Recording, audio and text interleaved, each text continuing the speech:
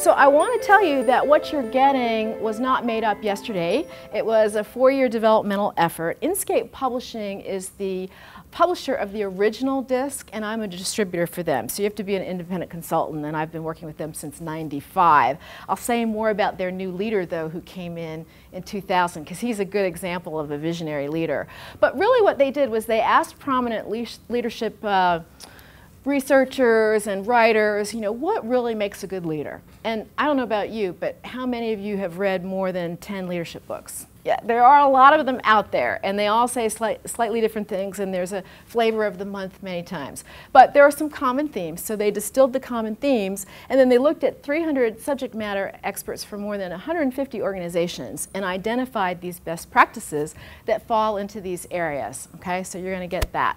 But one thing I want to step back and say is, again, we're talking about one-to-many as a leader, as opposed to one-to-one, okay? So certainly management is important, and as a leader, lots of times you have to do both, don't you? Anyone here have that lovely title where you're the team leader and you don't have formal positional authority, but you have the responsibility? Yes, I see more hands and more nods, yes. So, a lot of times people will call me in to coach them because they're coaching in a matrix organization. They're having to do the work of an individual contributor and be a manager, right? So you have to know what hats you've got on at any given time. And so this is a nice way to think about it. But directing and delegating and addressing motivational needs and developing people, that's really more of a management role, whereas we're talking about something a little bit different than that here, okay? So how many of you are familiar with DiSC? Is anyone familiar? Okay, good. About a third, maybe. You'll learn more about it, and you don't need to know a lot about it. I can do a 2-day in-depth training on that. I'm not going to do that here. You'll get a good overview.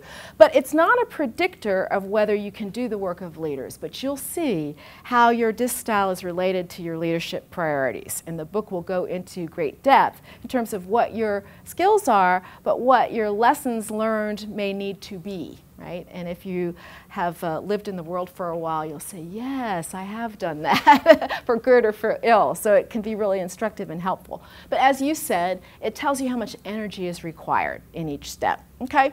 So it's different in that this is really a personalized profile to look at best practices. And as you'll see, there are different behavioral continua. On the right-hand side are the best practices. On the left-hand side, there are behaviors that are good to use in some circumstances, but not for that particular leadership competence. Does that make sense? Okay, good. So we'll get into that in great depth. So this is really going to help you understand, okay, in this situation, this behavior is required, and I need to stretch in that direction. So often we don't see that, and we blame the other person. Ah, it's Fred who's the problem, or it's Jim, or it's whomever, right? Notice I picked on men. Sorry, Rogers. But at any rate, that's often the source of misunderstandings around diversity and inclusion. It's really different leadership perspectives and different worldviews. Okay? So we all have a default setting on this DiSC circle. Now, I'm going to give this to you really high-level Reader's Digest version, right? So a high D, a person with a high D preference, tends to be someone who's very quick, results-oriented, likes a challenge, get it done yesterday, be brief, get to the point. Probably the person who said, let's get into action, we got to do something, right? So it depends. All of us have aspects of D, I, S, and C behavior, but you usually have a preference. The high I, on the other hand, is someone who tends to be a good communicator, very friendly, never met a stranger, likes to talk to people, likes to chat, social in general. And then the high S is your steady Eddie kind of person, right? Somebody who's calm, a good listener, really easy to be with many times, very process-oriented oftentimes, steady, just like it sounds. And then the high C is often the person who's a little bit more deliberate, more methodical, I meant to say, not mechanical necessarily, but perfectionist, analytical in general, okay? So that's a very high-level overview. There's much more to know about it, but that gives you just a little bit of a sense of it.